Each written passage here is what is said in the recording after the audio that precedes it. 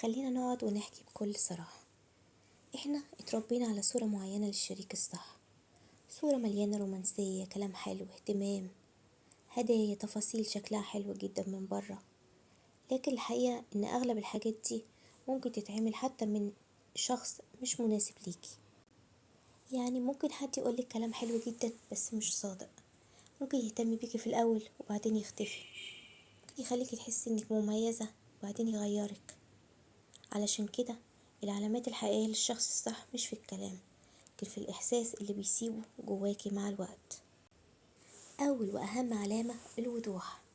الشخص الصح مش بيحب يلعب بأعصابك، مش بيخليكي تقعدي تحللي هو قال ايه، قصده ايه، ليه رد متأخر، ليه اختفى. الوضوح راحة مش لغز. لو لقيتي نفسك طول الوقت محتارة فدي مش راحة. تاني علامة وهي الثبات. مش بيظهر ويختفي حسب مزاجه، مش يوم قريب ويوم بعيد.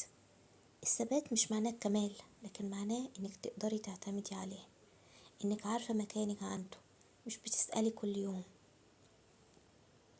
تالت علامة وهي الاحترام، مش بس في الكلام لكن في الاختلاف. ازاي بيتعامل معاكي لما تختلفوا؟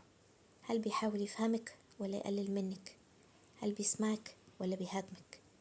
العلاقة الصحية مش اللي مفيهاش مشاكل، لكن اللي فيها احترام حتى في أصعب لحظة. رابع علامة وهي الأمان. دي أهم الحاجات اللي لازم تدوري عليها في شريك حياتك.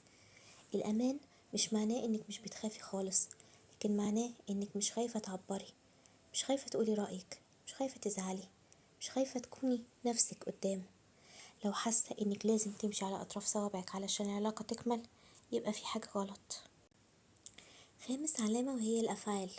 الأفعال قبل الكلام. الشخص الصح ممكن ما يقولش كلام كتير، لكن أفعاله بتكون واضحة. موجود وقت ما تحتاجيه، بيدعمك، يحترمك، يحافظ على وجودك في حياته. الكلام سهل، لكن الأفعال هي الحقيقة. وفي علامة مهمة جدا بنغفل عنها. هل بيخليك تقربي من نفسك ولا تبعدي عنها؟ الشخص الصح مش بيخليك تغيري نفسك علشان ترضيه، هو بيشجعك انك تكوني نفسك معاه.